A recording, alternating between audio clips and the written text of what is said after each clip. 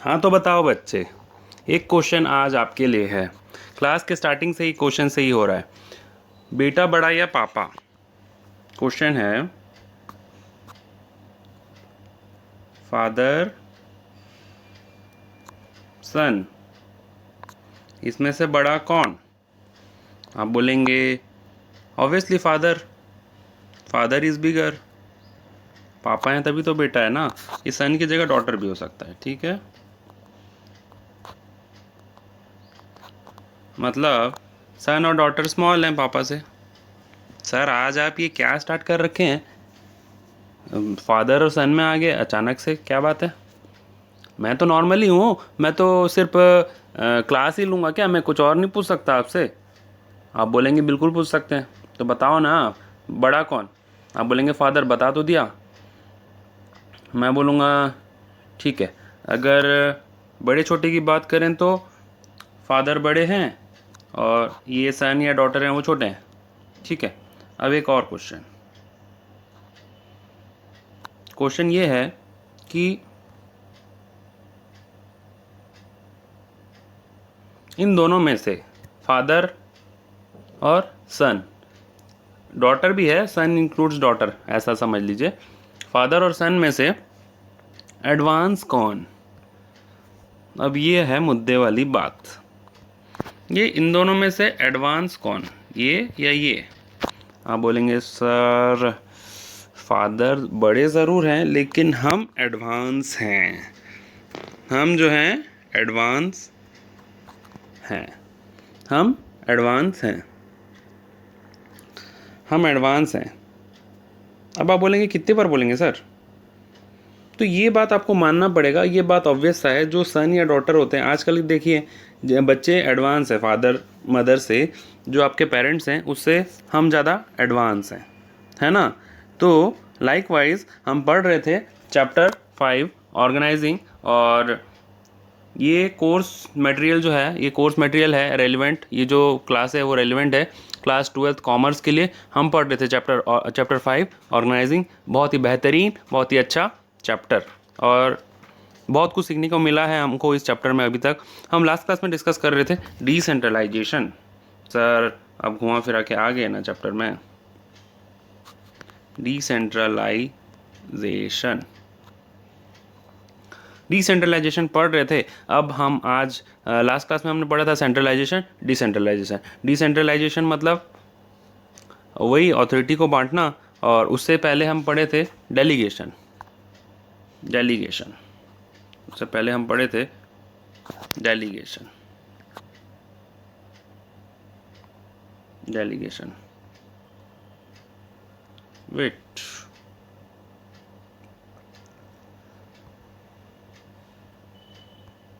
तो आप पढ़ रहे हैं चैप्टर 5 ऑर्गेनाइजिंग, और हम लास्ट क्लास में पढ़े थे डेलीगेशन। इधर मैं लिख दूं एक बार,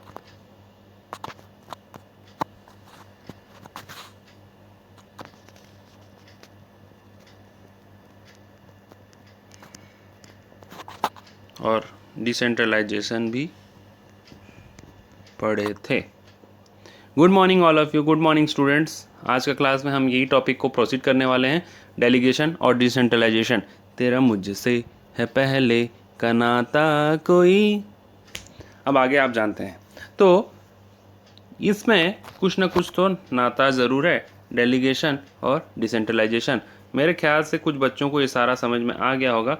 ये फादर और सन का नाता जो है ये कहीं ना कहीं डेलीगेशन और डिसेंट्रलाइजेशन में देखने को हमको मिलेगा। तो बिल्कुल ध्यान से ये क्लास और ये वीडियो को सुनते रहें। अब मेरे ख्याल से कुछ बच्चों को समझ में आ चुका है ये चीज़ जो मैं बोलना चाहता हूँ। अब मैं डायरेक्टली ये चीज़ को बोल ही देता हूँ कि जो फादर हैं वो है डेलीगेशन, जो सन और डॉटर जो है, सन और डॉटर जो आप देख रहे हैं स्क्रीन में, वो है decentralisation. Yes my dear students, मैं कोई मजाक नहीं कर रहा, मैं कोई झूठ नहीं बोल रहा, ये सच आपको देखने को मिलेगा। आप टॉपिक को जब पढ़ेंगे तो आपको समझ में आएगा। हाँ, जो फादर है, जो मेन कॉन्सेप्ट है वो है डेलीगेशन का, और जो डेलीगेशन का जो कॉन्सेप्ट है उसी का एडवांस वर्जन है डिसेंट्रलाइजेशन। डिसेंट्रलाइजेशन उसी का एडवांस वर्जन है। लाइकवाइज जैसे कि फादर होते हैं वो बड़े ज़रूर हैं, ठीक है, उन्हीं का सब कुछ होता है हमारे में, लेकिन हम जो हैं थोड़े से उनके एडवांस वर्सन है, मतलब वही गुण हमारे में भी आता है। ठीक है, तो इसको क्या हम ऐसा बोल सकते हैं, रिश्ता वही बात नहीं, स्टार प्लस वाला। ठीक है, तो रिश्ता वही है, डेलीगेशन और डिसेंट्रलाइजेशन में सेम चीज़ है, लेकिन कुछ नई बात डिसेंट्रलाइजेशन में है। डेलीगेशन और डिसेंट्रलाइजेशन में क्या फ़र्क है? फ़र्क कुछ नहीं है, डेलीगेशन पापा हैं और डिसेंट्रलाइजेशन बेटा या बेटी है, और बेटा या बेटी में कुछ एडवांस फीचर्स आ गए हैं जिसको हम डिसेंट्रलाइजेशन के नाम से जानते हैं। क्लियर है? आई होप ये चीज़ आपको बहुत ही अच्छे तरीके से क्लियर होगा, आपको बहुत ही अच्छे तरीके से समझ में आ गया होगा। लेकिन आप अभी मेरे से पूछेंगे कि how come delegation delegation is previous version of decentralisation, और you can ask me how come decentralisation is the advance version of delegation. ये आप मेरे से पूछ सकते हैं कि डिसेंट्रलाइजेशन डेलीगेशन का एडवांस वर्जन कैसे है। तो मैं ये चीज़ को आज प्रूव करूँगा, हम आज यही चीज़ सीखेंगे। क्या मैं स्लाइड चेंज कर दूँ? ऑब्वियसली चेंज करना पड़ेगा क्योंकि यहाँ पे स्क्रीन भर गया है। Wait for a moment. तो हम अभी ये पढ़ने वाले हैं कि relation between what, delegation and decentralisation. Relation between delegation and decentralisation, मतलब डेलीगेशन से डिसेंट्रलाइजेशन का क्या नाता है, डेलीगेशन से डिसेंट्रलाइजेशन का क्या नाता है। जैसे कि मैंने पहले बोला, तेरा मुझसे है पहले का नाता कोई। ठीक है, तो ये नाता क्या है, वही चीज़ हम पढ़ रहे हैं। माय डियर स्टूडेंट्स, नाता बाप बेटे का है, मतलब फादर है डेलीगेशन और सन या डॉटर है डिसेंट्रलाइजेशन, मतलब ये पेरेंट है, ये चिल्ड्रन है। अब ये कैसे है ये चीज़ मैं बताता हूँ। देखिए, डेलीगेशन में हम करते क्या हैं, डेलीगेशन में सिंपली हम, यहाँ पे मैं ड्राइंग बना करके बता दूँ आपको। डेलीगेशन में जैसे एक इंसान अपना काम दूसरे इंसान को दे देता है, इसी को सिंपल लैंग्वेज में हम डेलीगेशन बोलते हैं। मतलब इस इंसान ने अपना काम सेकंड वाले इंसान को दिया, तो दिस कंप्लीट्स डेलीगेशन। क्लियर है ये चीज़ तो हम पिछले क्लास में भी पढ़े थे। लेकिन अलग क्या है डिसेंट्रलाइजेशन में, जो कि डेलीगेशन में नहीं है। मतलब जैसा कि मैंने पहले बताया कि decentralisation is the advance version of delegation, decentralisation is the advance version of delegation. ये बात को बहुत इंपॉर्टेंट बात है, इसको आप याद रखेंगे तो आपका डिसेंट्रलाइजेशन यूँ चुटकियों में ख़त्म हो जाएगा। ठीक है, तो डिसेंट्रलाइजेशन क्या है, एडवांस वर्जन है। How come, let's see. देखिए यहाँ पे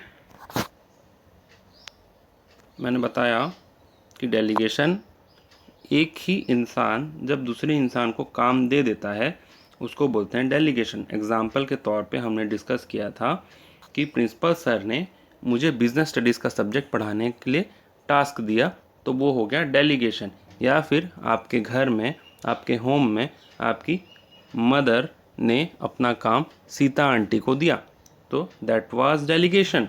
लेकिन what is the difference between delegation and decentralisation, what is the advance version in decentralisation, let's see how it is. जैसे इस केस में होता क्या है, यहाँ ऑर्गेनाइजेशन का कोई हेड है, ये हेड है, इन्होंने अपना काम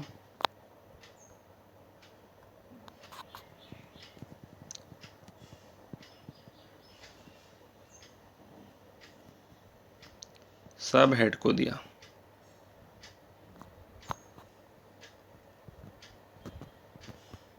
मतलब हेड ने अपना काम सब हेड को दिया, सब हेड ने अपना काम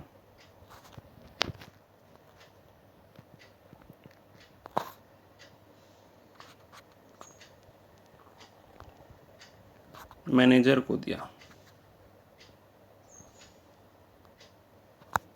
ठीक है, अब इसके बाद क्या हुआ, इसके बाद मैनेजर ने उसमें से कुछ काम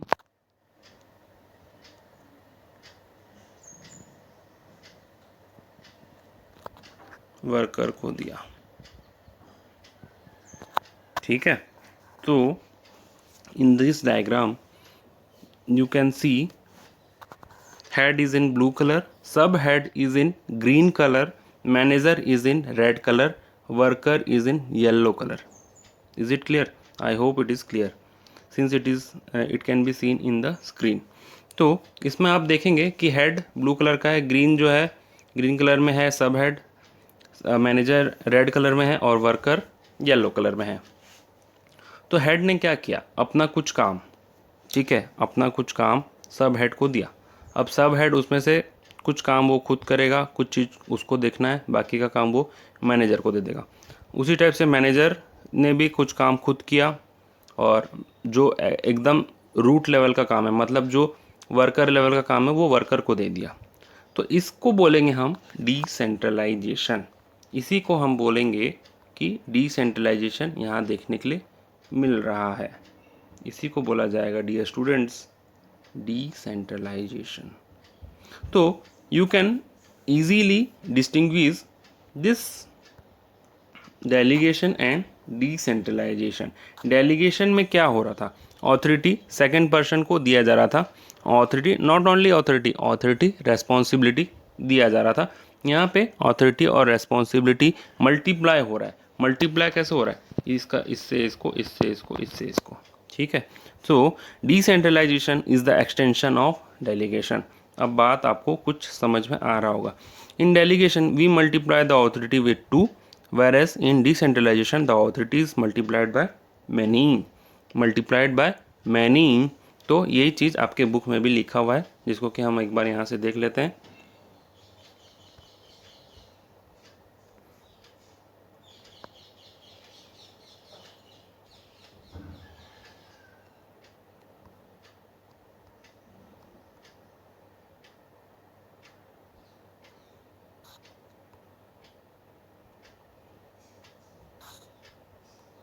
देखिए relation between delegation and decentralisation दिया हुआ है। अब देखिए सिर्फ टेक्स्ट को देखेंगे, डायग्राम हम बाद में डिस्कस करेंगे। Decentralisation is the extension of delegation.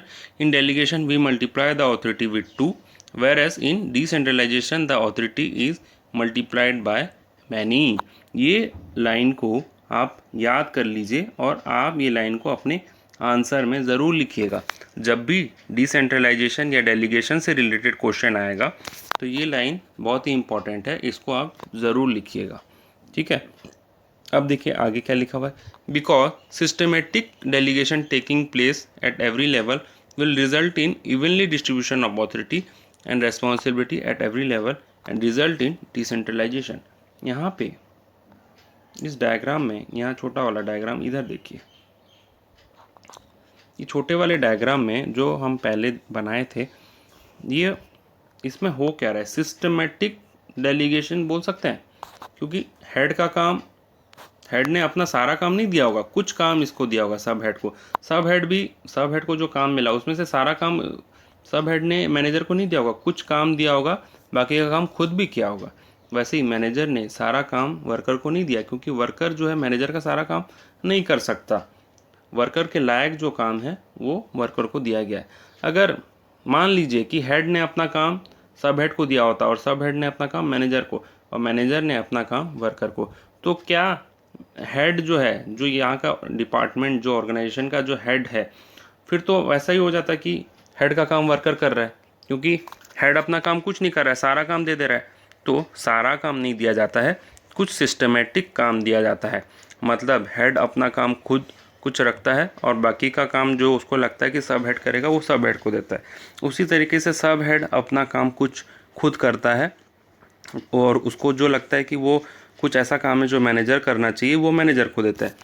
Likewise manager भी खुद का काम खुद रखता है और उसको जो काम लगता है कि वर्कर को दिया जा सकता है वही काम वो वर्कर को देता है। This is nothing but it can be called as, it is systematic delegation। It is what? Systematic delegation taking place at every level will result in evenly distribution of authority and responsibility at every level and result in decentralization। तो क्या हम ये बोल सकते हैं, अब ये आपको ये चीज़ समझ में आया होगा कि डिसेंट्रलाइजेशन है जो है वो एडवांस वर्सन है डेलीगेशन का। If delegation is restricted to certain level only then there will be no complete decentralisation. मतलब अगर ये डायग्राम को हम देख लें, कि if delegation is restricted to certain levels, if delegation is restricted to certain levels only then there will be no complete decentralization। अगर यहाँ पे मान लीजिए कि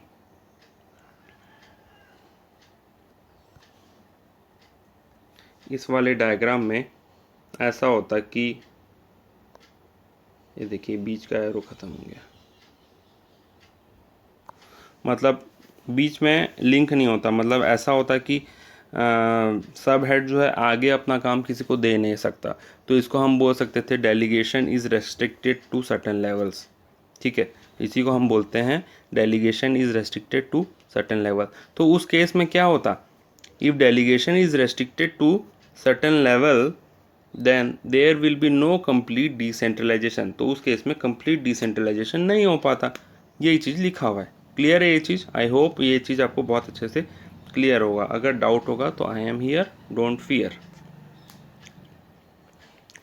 तो अब देखिए, अब डायग्राम में आ जाइए जो आपके बुक में बना हुआ है। देखिए ये जो डायग्राम है इसमें क्या है, डायरेक्टर, मतलब अभी डायरेक्टर को मतलब समझ लीजिए, हेड समझ लीजिए, ओनर समझ लीजिए, कुछ भी समझ लीजिए। डायरेक्टर मतलब ओनर समझ लीजिए, ठीक है। Owner, director is the owner. अब डायरेक्टर ने अपना काम प्रोडक्शन हेड को दिया। प्रोडक्शन हेड मतलब कौन होता है? प्रोडक्शन करवाने वाला हेड, ठीक है। प्रोडक्शन कराने का जो बॉस है, प्रोडक्शन पूरा डिपार्टमेंट को जो संभालेगा उसको बोलते हैं प्रोडक्शन हेड, ठीक है। ओनर ने, डायरेक्टर ने अपना काम दिया प्रोडक्शन हेड को। प्रोडक्शन हेड ने अपना काम मतलब कुछ रखा और उसने अपना काम दिया प्रोडक्शन मैनेजर को, ठीक है। अब प्रोडक्शन मैनेजर खुद तो प्रोडक्शन करेगा नहीं, उसने अपना काम दिया सुपरवाइज़र को, ठीक है। अब सुपरवाइज़र क्या करेगा? खुद प्रोडक्शन करेगा क्या? वो फोरमैन को देगा, ठीक है। अब फोरमैन अपना काम देगा मशीन ऑपरेटर को, ठीक है। तो आप ये बड़े ऑर्गेनाइजेशन में इतना इस लेवल का डिसेंट्रलाइजेशन होता है। छोटे ऑर्गेनाइजेशन में आप देखेंगे तो ये लेवल कट जाता है ये, ठीक है। सुपरवाइज़र ही ऐसा होता है जो कि मशीन ऑपरेटर मतलब वर्कर, ठीक है। मशीन ऑपरेटर मतलब वर्कर होता है और यही इंसान होता है जो कि एक्चुअली प्रोडक्शन करता है, ठीक है। एक्चुअल प्रोडक्शन यहीं पे होता है। समझ में आया? मतलब एक्चुअल प्रोडक्शन करने के लिए यही मशीन ऑपरेटर रेस्पॉन्सिबल है। मतलब क्या हुआ देखो, जैसे डायरेक्टर ने बोला कि 1000 यूनिट बिस्किट बनाना है, ठीक है। तो डायरेक्टर तो बनाएगा नहीं, अब वो ये ऑर्डर दे देगा प्रोडक्शन हेड को, ठीक है। प्रोडक्शन हेड देखेगा कि ठीक है 1000 यूनिट बनाना है, तो वो प्रोडक्शन हेड का देखो 1000 यूनिट बिस्किट बनाना है, सपोज मान लीजिए पार्ले जी,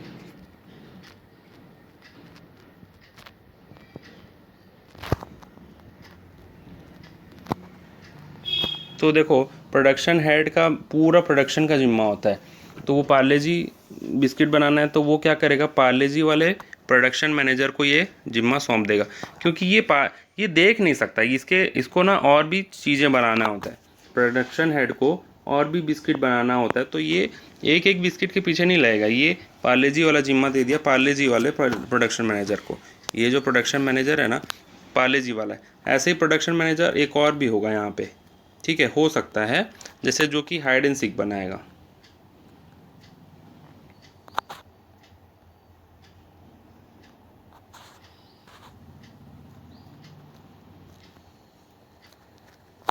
जैसे यहाँ पे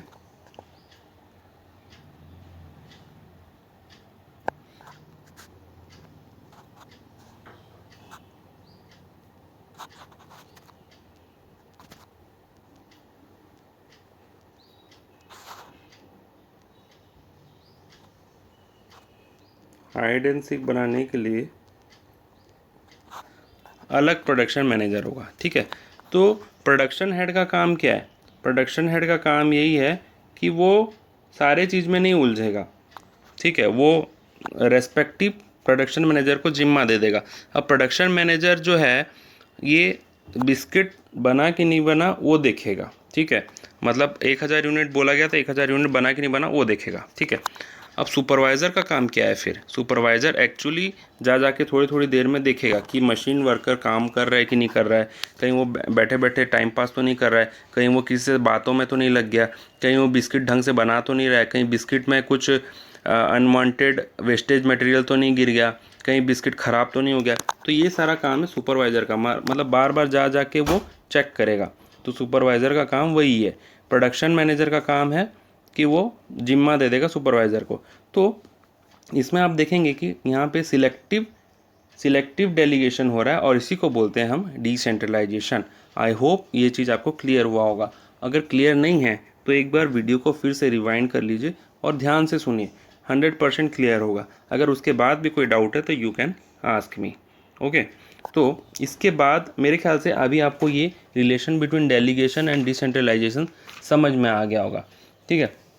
अब सेकंड एक और टॉपिक है आपके बुक में, वो हाँ, इसमें एक बात का ध्यान रहे, यही इम्पोर्टेंट लाइन है इसमें। लाइन इम्पोर्टेंट क्या है? ये वाला, ये लाइन इसमें इम्पोर्टेंट है। Delegation is the extension of decentralization is the extension of delegation. In delegation we multiply the authority with 2, whereas in decentralization the authority is multiplied by many, ठीक है। अब जैसे डेलीगेशन में 2 इंसान के साथ बांटते हैं और डिसेंट्रलाइजेशन में बहुतों के साथ काम बांटा जाता है। आई होप ये चीज़ आपको क्लियर हो गया होगा।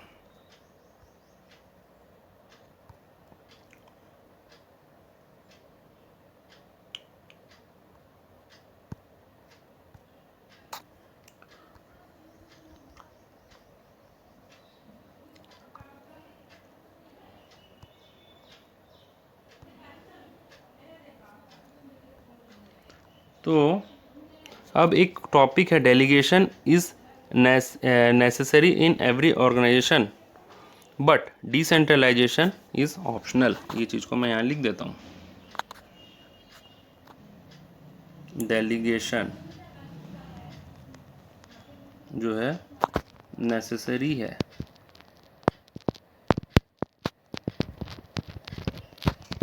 बट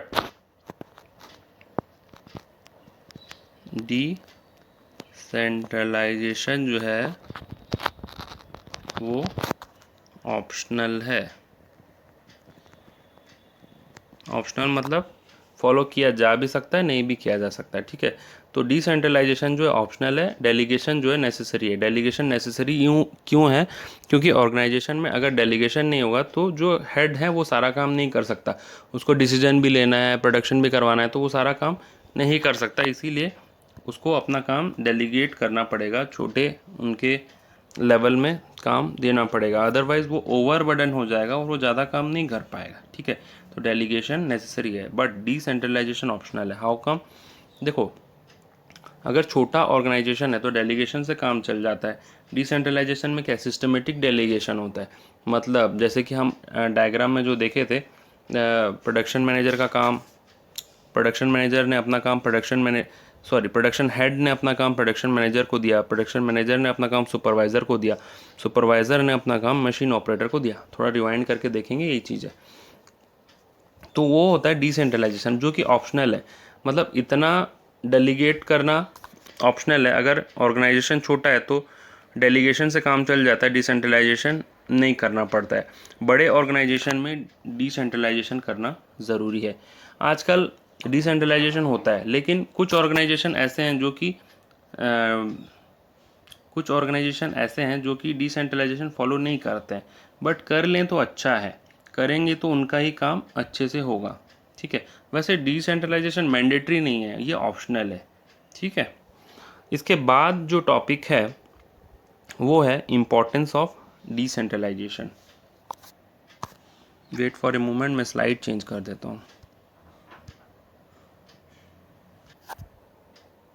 ओके डियर स्टूडेंट, इसके बाद जो टॉपिक आप अभी देख रहे हैं ये है importance of decentralisation. Importance of decentralisation मतलब डिसेंट्रलाइजेशन ज़रूरी क्यों है। As you all know decentralisation is the son of what, delegation. Delegation का बेटा है डिसेंट्रलाइजेशन, मतलब decentralisation is the advance version of delegation. तो डिसेंट्रलाइजेशन में भी जो जो डिसेंट्रलाइजेशन का भी इम्पोर्टेंस वैसा ही है जैसा कि डेलीगेशन का है, ठीक है। जैसे लाइकवाइज बेटे में पापा के गुण तो होते हैं ना, मतलब बच्चों में पेरेंट्स के गुण तो होते हैं ना, उसी टाइप से डिसेंट्रलाइजेशन का जो इम्पोर्टेंस है उसमें भी सिमिलर टाइप ऑफ पॉइंट है, like of importance of delegation, ठीक है। इंपॉर्टेंस ऑफ डेलीगेशन में जो पॉइंट है उसी टाइप के पॉइंट आपको देखने के लिए मिलेंगे इंपॉर्टेंस ऑफ डिसेंट्रलाइजेशन। पहला देख लीजिए, इसका मेमोरी कोड है DRC-GIF, ठीक है, DRC-GIF।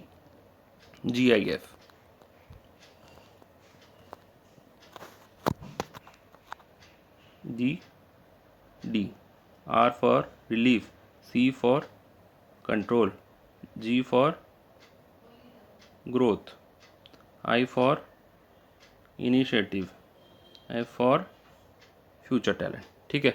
तो पहले से देख लीजिए कि डिसीजन मेकिंग कैसा होता है। डिसीजन मेकिंग फास्ट होता है क्योंकि आपने अपना काम को बांट दिया है, आपने अपना काम को डिवाइड कर लिया है। जो हेड हैं, जो डायरेक्टर हैं, उसने अपना काम प्रोडक्शन हेड, प्रोडक्शन मैनेजर को दे दिया है, ठीक है। अब प्रोडक्शन मैनेजर ने सुपरवाइज़र को अपना काम दे दिया, तो हर लेवल में काम को डिवाइड कर लिया गया है। हर सब किसी के पास, हर इंसान के पास पावर है और वो अपना पावर यूज़ करके अपना अपना डिसीजन ले सकता है। तो डिसीजन मेकिंग क्या होगा, फास्ट होगा। क्लियर है। तो डिसीजन मेकिंग कैसा होगा, फास्ट होगा, क्योंकि काम डिवाइड कर दिया गया है। ये हेड ने अपना काम दिया है किसको, हेड ने अपना काम दे दिया है प्रोडक्शन हेड को, मतलब ये बॉस है। इसने अपना काम किसको दिया है, प्रोडक्शन हेड। इसने किसको दिया है, प्रोडक्शन मैनेजर। इसने अपना काम किसको दिया है, सुपरवाइज़र। मतलब देखो डिवीज़न ऑफ अथॉरिटी हो रहा है ना, और ये यहाँ पे है लास्ट में वर्कर जो काम करेगा। तो डिवीज़न ऑफ अथॉरिटी हो रहा है, तो डिवीज़न ऑफ अथॉरिटी होने से क्या हो गया, हर किसी के पास पावर है कि डिसीजन लिया जा सके। अब प्रोडक्शन हेड के पास भी पावर है कि डिसीजन लेना है। अगर लगता है कि 1000 यूनिट ऑफ बिस्किट नहीं बन सकता तो वो कम भी कर सकता है, या फिर ऐसा लगता है कि 1000 से ज़्यादा बन सकता है तो वो ज़्यादा बढ़ा भी सकता है। उसी तरीके से प्रोडक्शन मैनेजर चाहे तो अपने अंडर में 4 सुपरवाइज़र भी रख सकता है, एक की जगह वो और एक और 2 भी ऐड्स कर सकता है, तो वो भी अपना डिसीजन ले सकता है। और सुपरवाइज़र भी चाहे तो अपने अंदर में वर्कर को कम बेसी कर सकता है, तो वो अपना अपना हर कोई डिसीजन ले सकता है, तो वो डिसीजन मेकिंग फास्ट होता है, ठीक है। Relief to the top level, relief to the top level ये चीज़ जो है, ये पॉइंट आप उसमें भी देखे होंगे। इम्पोर्टेंस ऑफ डेलीगेशन में भी ये पॉइंट था, उसका नाम था वर्कलोड, रिड्यूस वर्कलोड वाला जो पॉइंट था। आप देखिए काम डिवाइड करने से तो वर्कलोड कम होगा ना या बढ़ेगा, रिड्यूस वर्कलोड वाला जो पॉइंट था वही सेम है। मतलब इसमें भी क्या हो रहा है, काम डिवाइड हो रहा है। डिसेंट्रलाइजेशन, डिसेंट्रलाइजेशन में भी तो काम डिवाइड हो रहा है ना डेलीगेशन के जैसे, तो वर्कलोड कम होगा, तो वही चीज़ पॉइंट है relief to the top level. Top level जो यहाँ पे बैठा है हेड बॉस, उसका जो काम है वो डिवाइड हो रहा है तो उसको भी राहत मिलेगा, ठीक है। थर्ड पॉइंट है कंट्रोल। कंट्रोल वाला पॉइंट है कि देखो हर किसी को काम डिवाइड कर दिया गया है, प्रोडक्शन हेड को प्रोडक्शन हेड का काम, और प्रोडक्शन मैनेजर को उसका काम, सुपरवाइज़र को उसका काम, और वर्कर को उसका काम। तो कोई एक दूसरे के ऊपर दोष नहीं दे सकता, कोई एक दूसरे को ब्लेम नहीं कर सकता, सब अपने अपने काम के लिए जिम्मेदार हैं। तो कंट्रोल करना बहुत आसान है, ठीक है। तो ब्लेम कोई एक दूसरे को नहीं करेगा, कहीं पे जो भी गलती होगा, जिस इंसान से गलती होगा वो उस गलती का जिम्मेदार होगा, ठीक है। अब जैसे मान लीजिए प्रोडक्शन हेड ने बोला कि 1000 यूनिट बनाना है, लेकिन प्रोडक्शन मैनेजर बोला कि प्रोडक्शन मैनेजर 1000 यूनिट नहीं बनवा पाया, ठीक है, उसका कुछ गलती था प्रोडक्शन मैनेजर का। सपोज उसने लापरवाही की और 1000 यूनिट बिस्किट नहीं बनवा पाया, तब इस केस में प्रोडक्शन मैनेजर ये दोष नहीं दे सकता कि सुपरवाइज़र ने काम नहीं किया ढंग से या वर्कर ने काम नहीं किया, क्योंकि सुपरवाइज़र तो बोल देगा मेरे को तो प्रोडक्शन मैनेजर बोला ही नहीं 1000 यूनिट बनाने के लिए, अगर बोला होता तो मैं बना देता। और वर्कर भी बोल देगा कि मेरे पास तो ऑर्डर ही नहीं आया 1000 यूनिट बनाने का, मेरे को तो बोला गया था कि सिर्फ 700 यूनिट बनाओ। तो इस तरीके से होगा क्या, कोई एक दूसरे को ब्लेम नहीं कर पाएगा, तो कंट्रोल अच्छा होगा। थर्ड 3 पॉइंट हमने कर लिया, DRC कंप्लीट कर लिया। D for decision making quick होगा, R for relief to the top level, C for control, G for growth वाला पॉइंट भी वहाँ पर भी था, सेम टू सेम। ग्रोथ होगा ऑर्गेनाइजेशन का अच्छा, क्योंकि हर कोई अपने अपने फील्ड में एक्सपर्ट हो जाएगा, तो डिवीज़न ऑफ वर्क हो जाएगा और हर कोई अपने अपने फील्ड में एक्सपर्ट हो जाएगा, और जो जोन सा काम अच्छे से कर रहा है उसको वही काम दिया जाएगा। जैसे सुपरवाइज़र का कोई इंसान सुपरवाइजिंग में एक्सपर्ट है, सुपरवाइजिंग मतलब काम सामने वाले के काम को चेक करना, ठीक है, उसको बोलते हैं सुपरवाइजिंग। तो सुपरवाइज़र जो है, जैसे मान लो कि मिस्टर ए सुपरवाइज़र का काम अच्छे से कर पाएगा, तो हमने उसको सुपरवाइज़र का काम दिया। तो ये जब हम ऐसा काम को देख के देते हैं तो उससे क्या होता है, जो उनको काम बेस्ट सूट कर रहा है वो वही करते हैं, जिससे उनका क्या होता है, ग्रोथ होता है, ऑर्गेनाइजेशन का ग्रोथ होता है और रेवेन्यू ज़्यादा होता है। तो इसी टाइप का पॉइंट था डेलीगेशन में, ठीक है। डेवलप इनिशिएटिव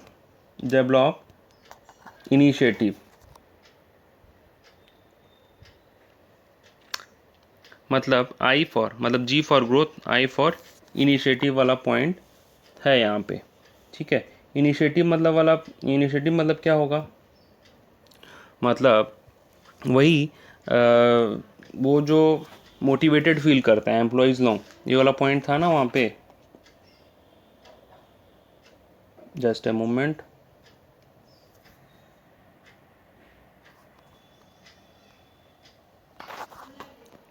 एक तो पॉइंट था आपका मोटिवेशन, एम्प्लॉय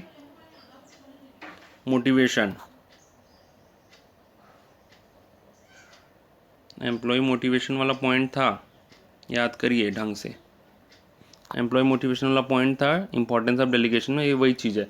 मतलब इन लोगों को भी डिसीजन मेकिंग में आपने हिस्सा दिया, ऑर्गेनाइजेशन के हेड ने इन लोग मतलब ये production head, production manager, supervisor, इनको भी अपने अपने लेवल का डिसीजन लेने में आपने उनको जिम्मा दिया, तो वो लोगों को मोटिवेट फील करेंगे और वो लोग कुछ अच्छा करके दिखाएंगे ऑर्गेनाइजेशन में, ठीक है। जब उन लोगों को उनको भी ऐसा लगेगा कि हम भी ऑर्गेनाइजेशन के हिस्सा हैं, ठीक है, और उनको भी ऐसा लगेगा कि जो टॉप मैनेजर है ये इनके ऊपर भरोसा कर रहा है, तो ये इनको एक मोटिवेट करेगा और ये अच्छा काम करके दिखाएंगे, ठीक है। लास्ट पॉइंट है फ्यूचर टैलेंट, ये पॉइंट भी सेम था आपके एम्प्लॉय डेवलपमेंट के जैसा। एम्प्लॉय डेवलपमेंट मतलब क्या है, देखो सिंपल है। प्रोडक्शन मैनेजर जो है प्रोडक्शन हेड के नीचे है, प्रोडक्शन मैनेजर को पता है कि प्रोडक्शन हेड क्या काम करता है, ठीक है। तो इन केस अगर ये प्रोडक्शन मैनेजर जो है, ये जो प्रोडक्शन मैनेजर है, सॉरी ये प्रोडक्शन हेड ऑर्गेनाइजेशन छोड़ के चला गया, ठीक है, तो क्या हम प्रोडक्शन मैनेजर को इसकी जगह पे रख सकते हैं?